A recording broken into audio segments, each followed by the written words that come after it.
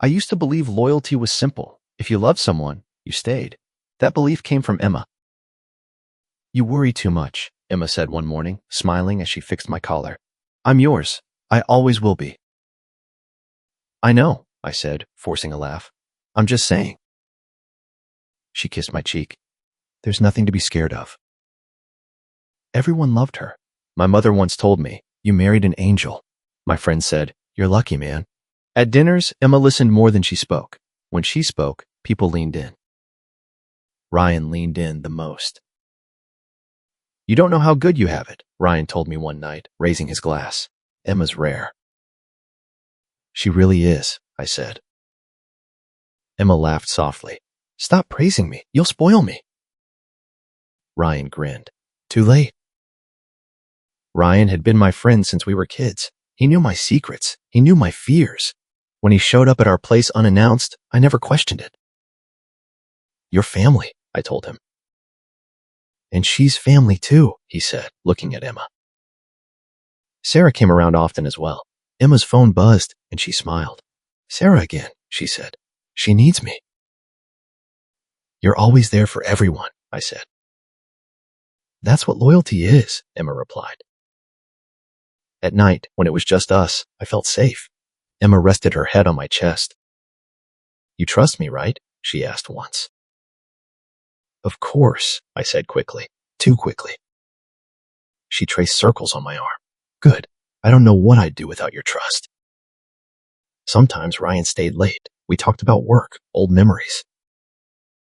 Emma's changed you, Ryan said. You're calmer. Maybe softer, I said. Emma smiled from the kitchen. Is that a bad thing? No, Ryan said. It's perfect. Perfect. That word followed her everywhere. Still, small things bothered me. Emma guarded her phone. She stepped outside for calls. Work stuff, she explained. I nodded. Okay. When Sarah came over, they whispered. Secrets? I joked. Emma squeezed my hand. Girl things. I laughed. Inside, something tightened. One evening, I asked Ryan, you ever think loyalty can break? He looked surprised. Why would you ask that? I don't know, I said. Just a thought. He clapped my shoulder. Man, if Emma isn't loyal, no one is. Emma walked in and heard the last part. What are we talking about? Your loyalty, Ryan said. She smiled calmly. You'll never have to question it. Later, Sarah hugged Emma tightly. You're such a good wife. Emma said softly, I try. Sarah looked at me. Take care of her. I always do, I replied. That weekend, my mother called. How's married life? Perfect, I said. Hold on to her, she warned. Women like Emma don't come twice. I know, I said. Emma overheard and smiled. See, even your mother trusts me. The next morning, Emma poured coffee and said, You look peaceful. I am, I said. Life feels steady. She smiled. That's because we're solid. Ryan texted me. See you tonight? I replied. Of course. Emma glanced at my phone. Ryan again? Yeah, I said. She nodded. He's good to us. That night, lying beside Emma, I stared at the ceiling. You okay? Emma whispered. Yeah, I said. Just tired. She turned away. Her phone lit up briefly. She tilted it down. I reached for her hand. Before sleep, I whispered, Promise me something. She squeezed back. Emma turned. What? That you'll never lie to me? She smiled without pause. I promise. Always? I asked. Always, she said, pulling me closer. Her voice was steady. My doubts faded. I chose comfort over questions. I chose love over fear. I believed silence meant peace, not danger, and trusted her completely that night, blindly forever then. I told myself I was lucky. I told myself trust was enough. I told myself nothing was wrong. I fell asleep believing I was safe, unaware that my faith was already cracking. The first crack appeared late at night. Emma's phone rang, and she flinched. "Who is it?" I asked. "No one," she said quickly, turning the screen down. "That didn't sound like no one."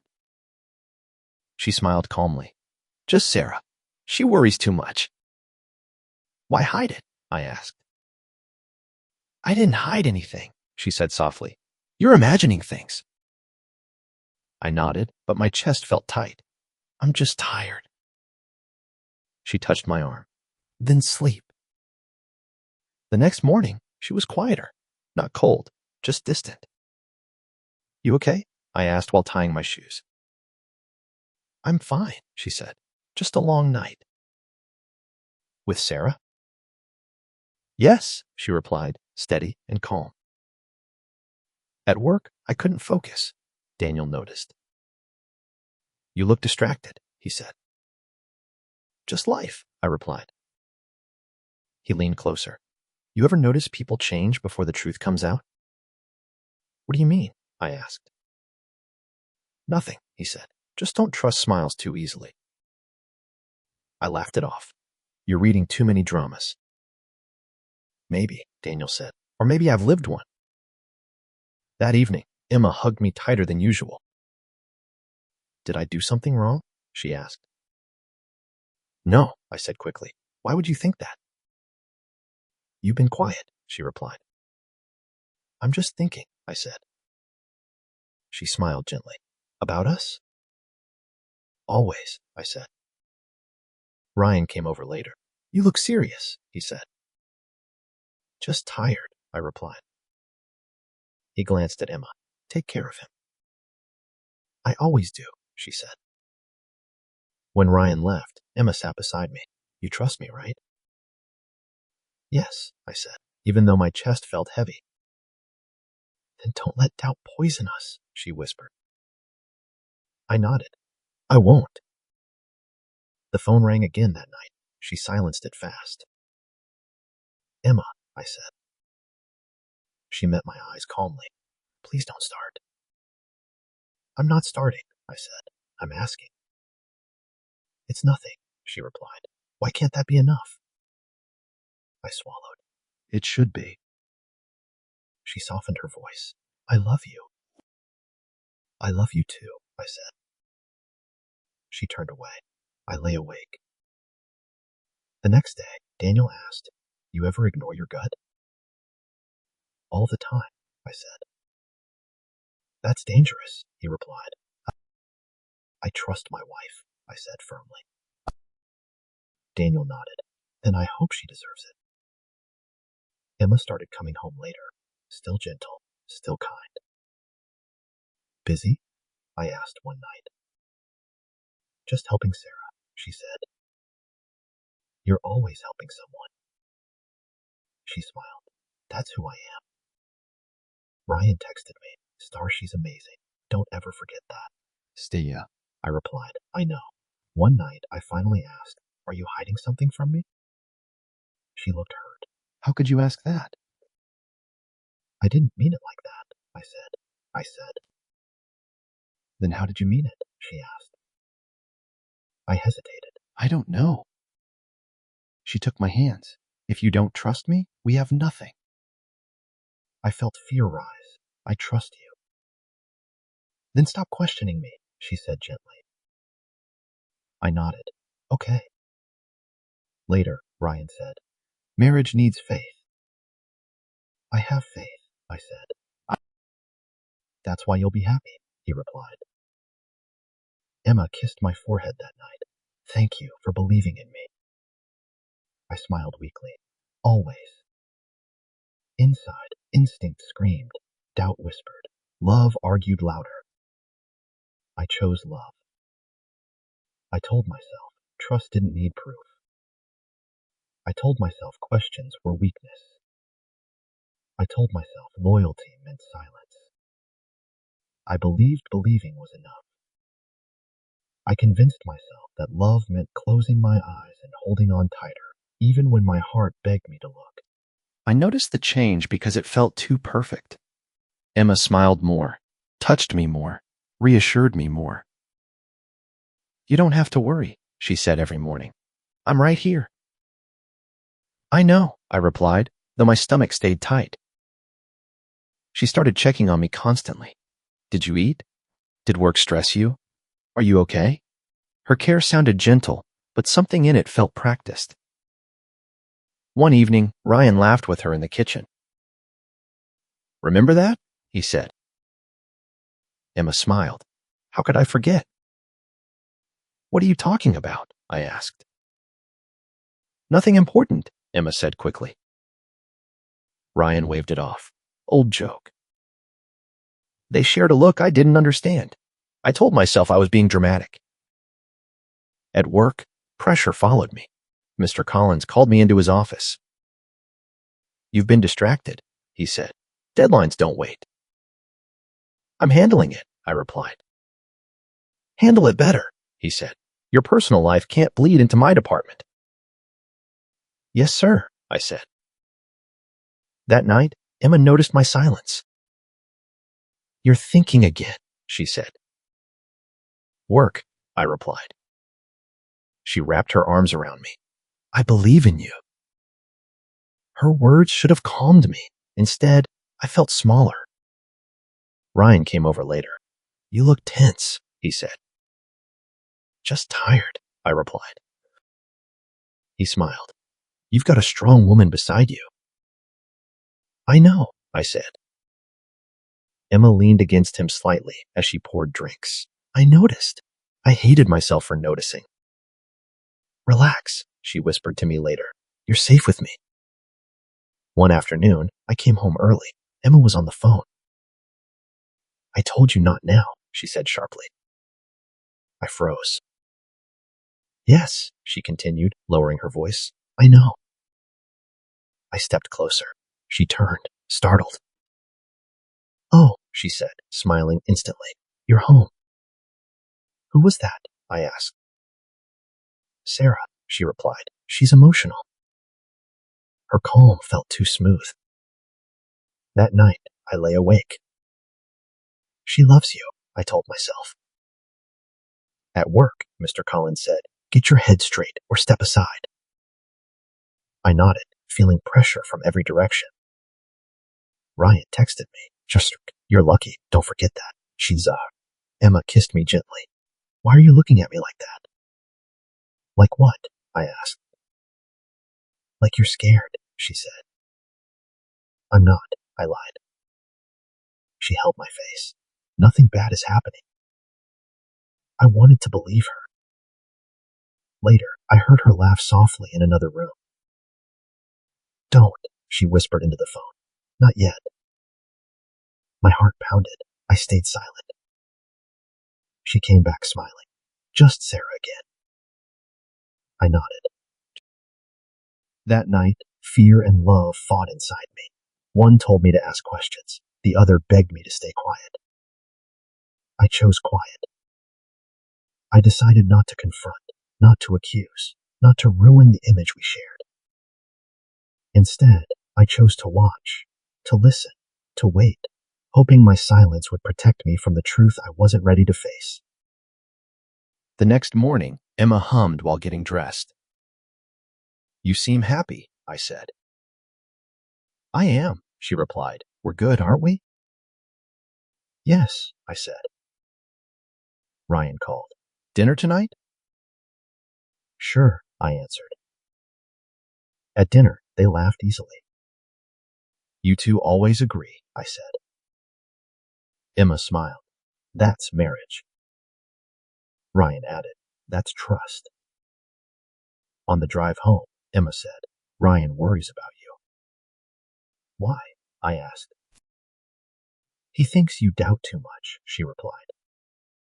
I doubt because I care, I said. She squeezed my hand, then stopped caring so hard. At work, Mr. Collins warned, one more mistake. I won't fail, I said. That night, Emma hugged me from behind. Promise me you'll believe in us. I do, I said. Inside, my voice whispered, watch first, speak later. I promised myself I would observe quietly, gather clarity, and protect my heart until the truth showed itself. Before sleep, I asked, "Are we okay?" Emma replied, "We're perfect." Ryan texted, "She's special." I stared at the screen. I told myself perfect things don't crack. I told myself love shouldn't feel this heavy.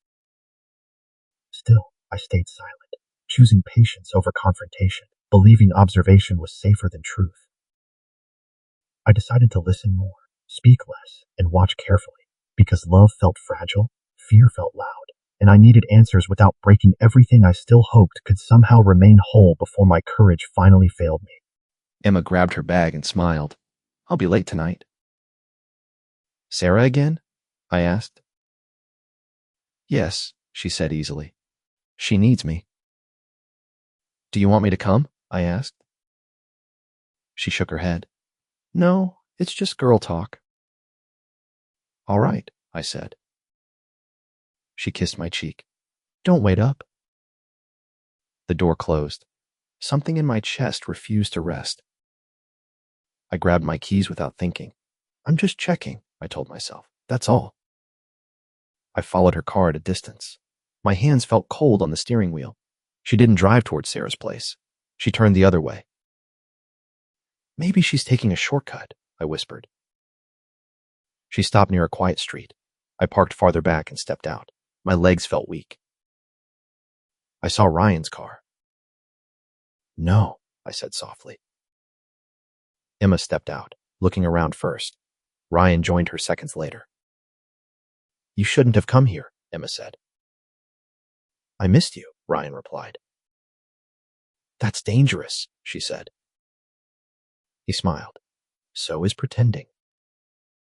They stood too close. I couldn't breathe. A man nearby cleared his throat. "You all right, buddy?" he asked. I turned. "What?"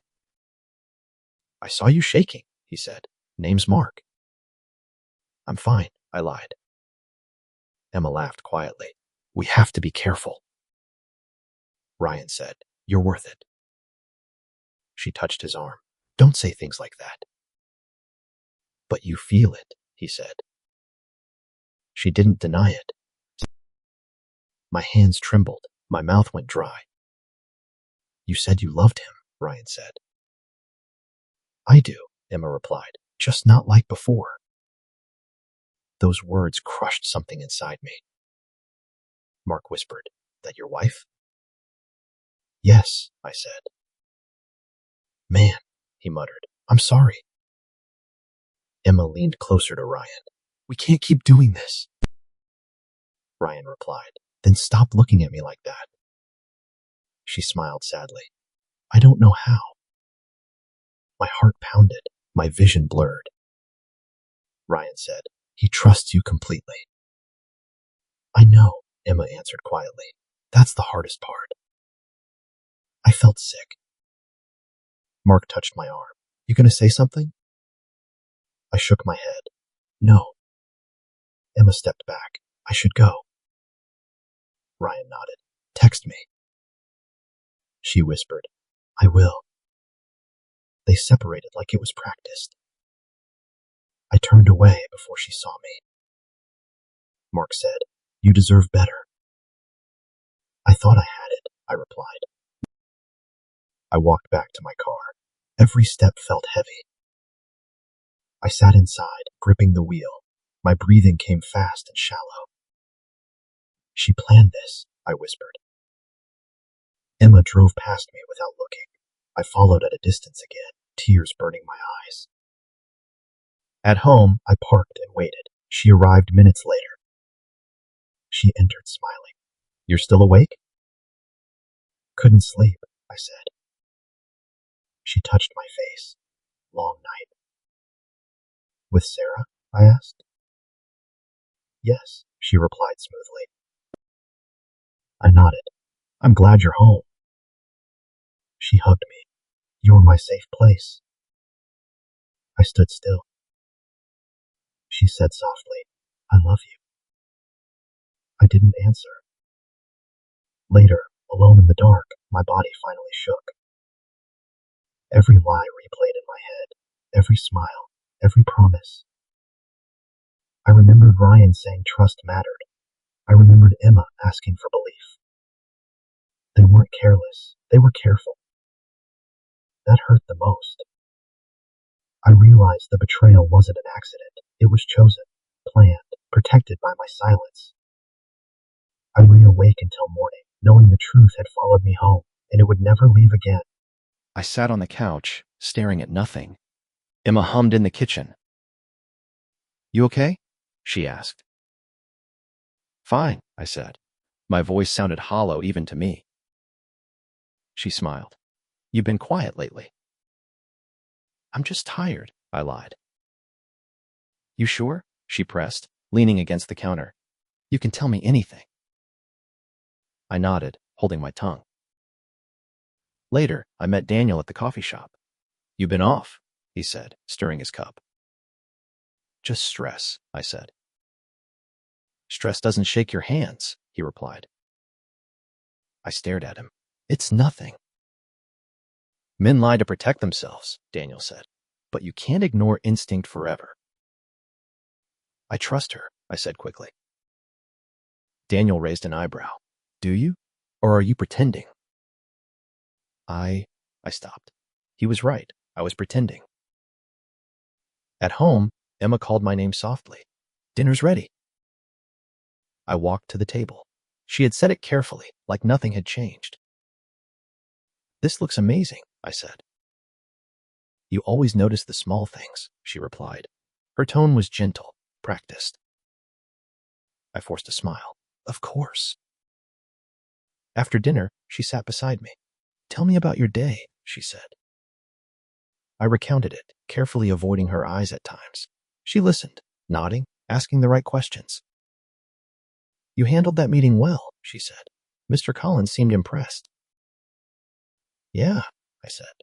Her words felt empty now, like a script. Ryan called while she was putting dishes away. I overheard, just fragments. Don't worry, Emma said softly. I know, I'll handle it. I froze. That tone, too smooth, too calm. Everything okay? She asked when she returned. Yes, I said. My chest tightened. Everything's fine. Late at night, I wrote things down in my notebook. Times, conversations, hidden gestures.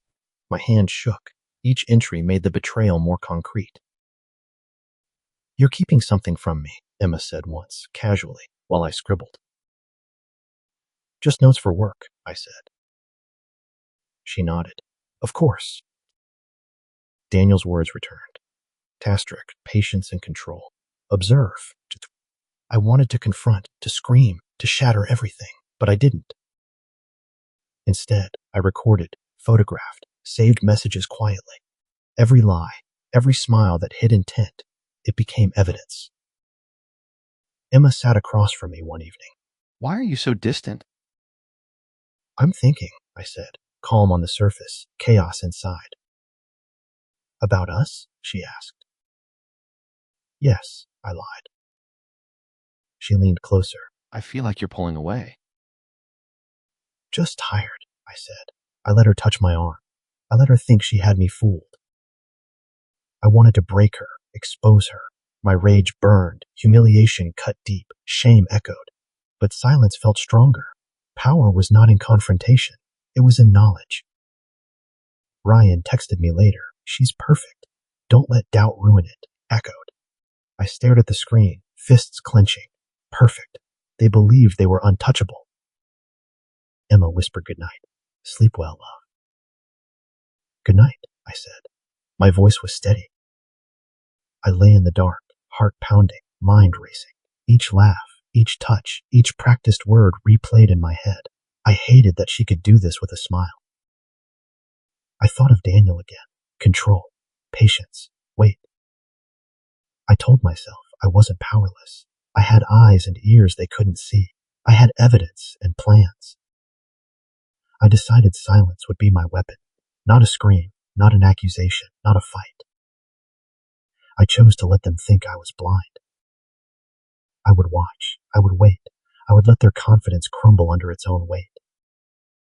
And most of all, I would survive without giving them the satisfaction of knowing I knew. The betrayal was sharp, but the silence I carried became sharper. I whispered to the empty room, I see everything, and I will not act yet. I clenched my notebook and sank into the darkness, ready to turn patience into power. I noticed the first signs at work. Ryan's calls came more frequently, careless. Did you see the email? Emma whispered on the phone. Yes, I saw it, Ryan said. Relax, I handled it. Don't be reckless, she replied. I froze in the hallway, listening. The tension in her voice was new. Later, I ran into Linda, a colleague of Emma's. She seems distracted, I said, casual. Linda shrugged. Emma? Oh, she's fine, but she's been talking a lot about late nights with Ryan. I smiled faintly. Just talking? Linda nodded. Yes, nothing serious probably, but she mentioned deadlines, favors. Funny how people trust what they hear. I walked away, heart steady, mind racing. Observation first, action later. That evening, Emma came home flustered. You've been quiet, she said. I'm just tired, I said. You've been distant for days, she pressed. I need space sometimes, I said, keeping my tone calm. She frowned, clearly confused. Space? From me? Yes, I said simply. Ryan called, laughing too loudly in the background. Emma hushed him quickly. I'll call you later, she said, ending the call. I noticed her hand tremble. Long day? I asked. Yes, she lied smoothly. I nodded. We all have them. At work, Mr. Collins warned me, focus or you'll slip. I won't slip, I said, but I noticed how much calmer I felt than before. I was learning to control the chaos instead of letting it control me. I started spending time on myself. I hit the gym more often. I read books that sharpened my mind. I reviewed my finances quietly, planning for independence. Each small step made me feel alive again. You've changed, Emma said one night. I've been busy, I said. You're more confident, she added, curiosity in her voice. Confidence comes from clarity, I said. She looked at me, eyes searching. I feel something is different. Yes, I said calmly. I've been thinking. Ryan called again. She answered nervously, glancing at me, whispering, just 5 minutes. I nodded, pretending nothing mattered. Inside, a slow smile formed. Karma had begun its work, and I didn't need to force it. I overheard them argue softly later. You promised, Ryan said. I know, Emma replied, panicked. The voices were low, almost too cautious, as if they were afraid someone would hear. I didn't move. I didn't intervene. I let the tension settle in. That night, Emma sat across from me at the table. You're different, she said softly. Yes, I replied. I've been reflecting. Her fingers lingered near mine. I feel a distance between us. I let a small sigh escape.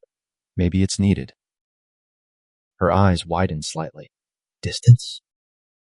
Yes, I said firmly. It helps me think clearly.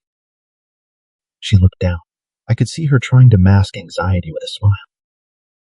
Ryan's careless calls, the whispered arguments, the missed details, all of it added up. The cracks they thought I couldn't see were now visible. Inside, I felt power returning. I was no longer blindly in love. I was calculating, observing, surviving. Emma's gaze kept flicking to me, as if searching for a clue she couldn't find. I kept my expression neutral. Sleep well, I said at the end of the night. You too, she replied, but I could hear the tension, the unease.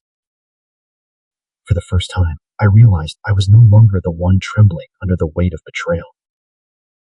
I was steady. I was alive. And they had no idea how close I was to reclaiming everything they thought they had stolen. I let the night settle. Silence had become my ally. and the whispers of karma were beginning to speak. I waited until she was sitting across from me at the kitchen table. Emma, I began calmly, we need to talk. She looked up, smiling, as if everything was normal. About what? I saw you with Ryan, I said slowly, that night on Maple Street. Her smile faltered. No, I interrupted gently. Don't lie. I watched. I heard. I know. She blinked, searching my face. You shouldn't have followed me. I didn't need to follow. I knew something was off, I said, and now I know the truth. Ryan stepped into the room. It's not what you think, he said, voice trembling. I think exactly what it is, I said. You were both careful, but not careful enough. Emma's confident mask cracked. Her eyes darted to Ryan. We didn't. Stop, I said. I'm not here to fight. I'm here to state facts. Facts? Emma whispered. Yes, I said firmly. You lied. You betrayed trust. You acted like nothing was wrong while secretly crossing lines you promised never to cross. Emma's lips trembled. I didn't mean... You meant exactly what you did, I said. I heard a knock. Mrs. Harris entered quietly. Her eyes swept over us. Emma, she said softly, disappointment heavy in her voice. I trusted you. How could you? Emma's face went pale. Mrs. Harris, Don't explain, Mrs. Harris said. Actions speak louder than words. Ryan tried to speak. It wasn't supposed to. Stop, I said, cutting him off. He sank into a chair, defeated. Tears formed in his eyes. I didn't mean... You were careless, I said, voice steady. And now it's too late. Emma's hands shook. Please, don't... I leaned back, calm, observing them. I didn't beg. I didn't shout. I didn't cry. I let my calm speak louder than any anger could. Everything you built, every smile, every promise was a lie, I said, and you thought I wouldn't see, but I did. And now, I'm walking away. Emma gasped. Walk away? You can't. I can, I said, and I will. Not out of revenge, not out of hatred, but because I choose to respect myself. You're not worth my tears, my anger, or my time. Mrs. Harris's eyes softened at my words. That's dignity, she said. Emma's face fell. You'll regret this, she whispered. I won't, I replied. You already lost what mattered, and now, so do I. Ryan's shoulders slumped. I ruined everything. You both did, I said, and you'll live with that knowledge. I won't help you. I won't fight you. I won't plead. That power is mine now, and I will use it to rebuild my life. Emma tried to reach out. I ignored her. I stood, straightened my jacket, and looked at her once more. Goodbye. She whispered my name, but I didn't turn. The air felt lighter, cleaner. The weight of betrayal no longer crushed me. Instead, I felt control returning. Mrs. Harris placed a hand on my shoulder. You've grown strong, she said. Thank you, I said. I walked out of the house with my head high. I didn't look back. I didn't run. I simply walked. For the first time in months, I felt the world respond to me, not the lies surrounding me. I was calm, collected, and untouchable. The power shift wasn't loud or violent. It was silent. It was steady. It was mine. And I knew, deep inside, that I would never let anyone undermine me like that again. I stepped into the night, free, unbroken, and certain that my life belonged to me, and me alone. Emma called. Again. I made a mistake, she said, voice trembling. I know, I replied calmly. I didn't mean to. You meant it, I said, and now it's too late. She was silent. I could hear the fear beneath her words. Please, can we talk? She whispered. No, I said firmly. There's nothing left to talk about. Later, I received messages from Ryan. I lost everything. Friends don't talk to me. I've been fired. I read each one slowly. He had nothing left, and I felt a strange weight lift from me. Emma texted, "I just want to see you." I didn't reply. I ran into Ryan once at a coffee shop. His eyes were hollow. You're alive," he said shakily. "I always was," I said. "I ruined it all," he muttered. "You did," I replied. He hung his head. I didn't reach out. I let him sit in the silence of his consequences. Emma tried to approach me another night. "Please forgive me," she said. "I forgive myself," I said. Her lips parted. "But me?" "You don't deserve forgiveness," I said. "Not from me, not now." I walked away before she could speak. That night, I looked at the wedding ring I still had. I held it in my hand, turning it slowly. "I don't need this anymore," I whispered. I placed it in a small box, symbolic but heavy with closure. For months, their regret reached me in fragments, missed calls, tentative messages, public gossip. They tried to return, tried to explain, tried to reclaim what they lost. I felt pain, yes, sharp, hollow pain. I remembered Ryan laughing with Emma, their whispered words, her practiced smiles. But no desire to save them, no need to fix what they broke. And I remembered my own silence, my calm, my dignity. I realized betrayal reshaped me. It taught me patience, observation, control, and self-respect. I learned that power wasn't taken by force. It was held quietly, carefully, in choices. I forgave internally, not for them, but for myself. Each day I woke with less anger, less weight on my chest. I walked taller. I spoke firmly. I reclaimed life that was once blurred by trust broken. I ran into Linda again at work. She smiled innocently. "Emma seems different." "Yes," I said. "Some lessons take a long time." She nodded. "Some people don't realize until it's too late." I smiled faintly. "Exactly." Emma tried to appear in social circles. Whispers followed her. Ryan avoided my path completely. Their world had shifted without me lifting a finger. And that was enough. Karma had acted quietly, naturally, and I had done nothing but live my life. I looked out the window one evening, the city lights sharp and alive. I whispered to myself, "I am free, I am stronger, and the world balances itself without my hand." The wedding ring box remained closed on the shelf, a symbol of what was lost, of what was endured, and of what I had finally claimed for myself. I breathed deeply. No rage, no sadness, no need for revenge. Only clarity, only peace, only myself. And I finally understood that karma didn't need my help. It only needed time. It always needed time. I wake up in the quiet of my apartment. The sunlight touches the walls softly. No reminders of lies, no whispers of betrayal. "Morning," I say to myself, smiling faintly.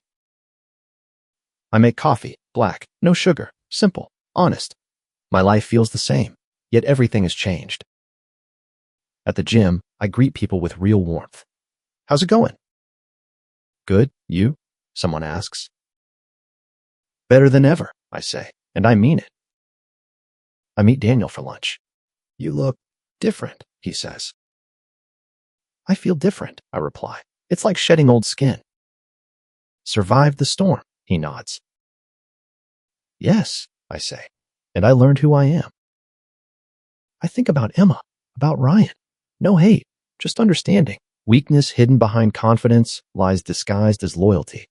I shake my head and smile softly. I see it now, and it's not my burden. At work, Mr. Collins comments, "You're sharper these days."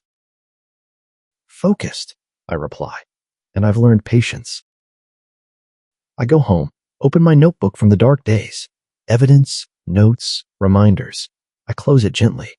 "No longer needed," I whisper. The wedding ring sits on the shelf. I glance at it. "A lesson, not a chain," I say softly. I run into Linda at a cafe. You look lighter, she says. I am, I answer. Time and clarity do that. Friends notice too. Ryan and Emma are distant ghosts in conversations, whispers of the past. I don't dwell on them. My life is now mine, shaped by lessons, not lies. I take a long walk in the park. Children play, dogs run, couples pass. I breathe in deeply, letting the air fill spaces that anger and hurt once occupied. A friend asks, ever think about what happened? I do, I say, but only to remind myself of what I deserve, not to punish anyone. Later, I text Daniel, Starstly, life's simpler now, stronger, honest, mine. His reply, glad to hear it, you earned it. I'll stop by a bookstore. I buy a journal, a pen, small symbols of rebuilding. New chapters, I whisper to myself. Evenings are peaceful. I cook, read, plan. Nothing extravagant, nothing forced. Authenticity fills every corner. I reflect on love, trust, self-worth. Not everyone deserves your heart, but every heartbreak teaches its value. I smile. Betrayal didn't destroy me. It rebuilt me.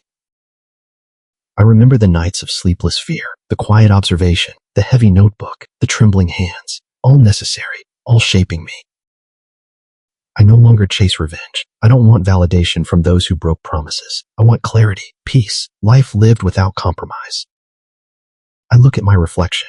You survived, I say. You're not weaker. You're wiser, stronger, untouchable in ways you never imagined.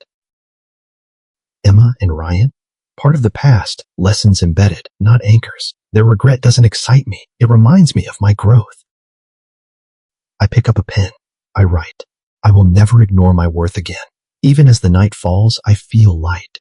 Scars remain, yes, but not as pain. They are reminders, proof of survival, proof of resilience.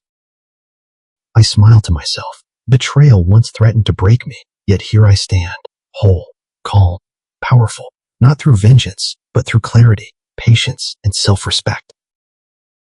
I whisper one final truth. I survived what was meant to break me, and I am better because of it.